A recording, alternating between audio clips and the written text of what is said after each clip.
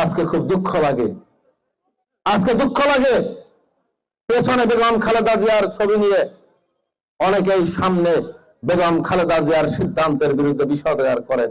অত্যন্ত লজ্জার, অত্যন্ত দুঃখের, খুব কষ্ট লাগে যে নিজের স্বার্থ হাসিলের জন্য যারা, যেই সন্তান তার নিজের স্বার্থ হাসিল করার জন্য তার বাবার বক্তব্য, বাবার সিদ্ধান্তকে বিকৃত করতে পারে, যে সন্তান তার নিজের স্বার্থ হাসিলের জন্য তার মায়ের সিদ্ধান্তকে মানে বৃদ্ধাঙ্গুলি দেখাতে পারে, আবার বাবার পরিচয় মায়ের পরিচয় নিয়ে দাঁড়ায়, ওই সন্তান হচ্ছে কুলাঙ্গার সন্তান। সেই সন্তানকে আমরা বিশ্বাস করতে চাই না।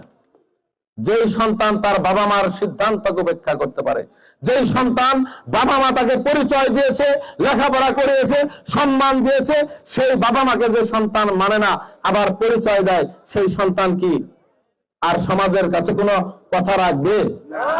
আমি আপনাদের কাছে বলি, বেগম খালেদা জিয়ার উত্তরাধিকার সন্তান আমরা। বেগম খালেদা জিয়া যে নির্দেশ দিলেন, নির্দেশে জীবনের ঝুঁকি নিয়ে রাজপথে এই 30 বছর আওয়ামী লীগের ফ্যাসিস্টের 15 বছর লড়াই সংগ্রাম করেছি। আমি শুধু আপনাদের কাছে উদাত্ত আহ্বান জানাতে চাই, আমরা নির্বাচন সামনে, আমরা নির্বাচনী প্রচারণা যখন শুরু হবে আপনাদের কাছে আসবো, আমরা দলের কথা বলবো, ভোটের কথা বলবো। আজকে এসেছি বেগম খালেদা জিয়ার জন্য দোয়া চাইতে। আপনাদের কাছে শুধু আবেগ এই কথাগুলো বললাম যে বেগম খালেদা জিয়ার জন্য কেন এই যে আপনারা এত মানুষ উপস্থিত হন। বেগম খালেদা জিয়া আপনাদের কত চিন্তা করেছেন, এই যে আমাদের মায়েদের জন্য বেগম খালেদা জিয়া কত চিন্তা করেছেন। 1991 সালে সরকার গঠন করার পরে বেগম খালেদা জিয়া চিন্তা করেছেন আমাদের মেয়েদেরকে শিক্ষিত করতে হবে, এই জন্য বিনা বেতনে পড়াশোনার ব্যবস্থা করেছিলেন বেগম খালেদা জিয়া। আজ থেকে কত বছর আগে মায়েরা বলেন তো? তাইলে যে মেয়ে বিনা বেতনে পড়াশোনা করছে সে খালেদা জিয়ার জন্য দোয়া করবে না? করবে কিনা?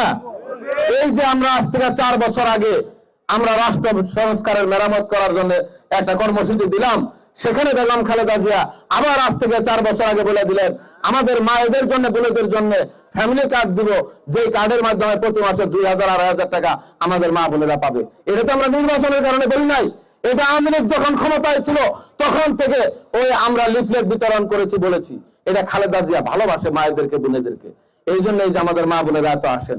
আমরা বিস্তারিত আমাদের নির্বাচনী ম্যানিফেস্টো আমরা নির্বাচনের প্রচারণার সময় বলবো। আজকে আমাদের নেত্রীর এই দেশের প্রতি অবদান, দলের প্রতি অবদান, এই মানুষের ভালোবাসার কথা শুধু বলে গেলাম।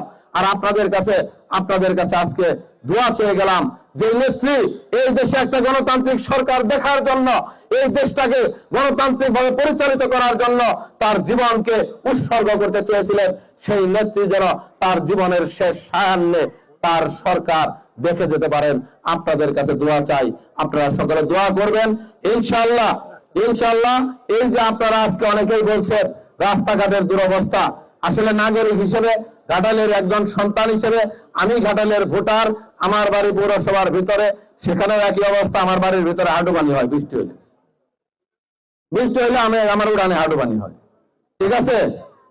তা আমি আপনাদেরকে বলতে পারি যে এটা আসলে সমস্যা চতুর্দিকে।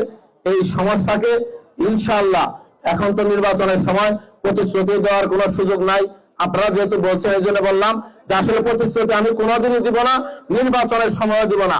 আমি বলবো যে আমার দল আমাকে যে দায়িত্ব দিচ্ছে সেই দায়িত্ব যদি আমি সকলের দোয়ায় পাই, ইনশাআল্লাহ আমার যা কাজ আমি যদি আল্লাহকে হাজির নাজির জানা করি তাইলেই সকল সমস্যার সমাধান হবে, প্রতিশ্রুতি দেওয়ার কিছু নাই ইনশাআল্লাহ। আপনারা ভালো থাকবেন, দোয়া করবেন আমাদের নেত্রী যেন সুস্থ হয়ে আমাদের সামনে, আমাদের মাঝে এসে হয় উপস্থিত থাকতে পারেন। আর জামুরিয়াবাসী, বিশেষ করে এই যে এলাকা, এই জামুরিয়া, পুরা জামুরিয়াবাসী আপনারা অতীতেও বেগম খালেদা জিয়ার পাশে ছিলেন, ইনশাআল্লাহ আমার বিশ্বাস আগামী দিনেও বেগম খালেদা জিয়ার পাশেই থাকবেন। এই কথা বলে আপনাদের সকলের কাছে দোয়া চেয়ে আমার বক্তব্য শেষ করছি। খুদা হাফেজ। বাংলাদেশ জিন্দাবাদ। শহীদ রাষ্ট্রপতি জিয়া রহমান হোক। দেশের বেগম খালেদা জিয়া জিন্দাবাদ। আগামী রাষ্ট্রনায়ক তারেক রহমান জিন্দাবাদ। আসসালামু আলাইকুম ওয়া রাহমাতুল্লাহি ওয়া বারাকাতুহু।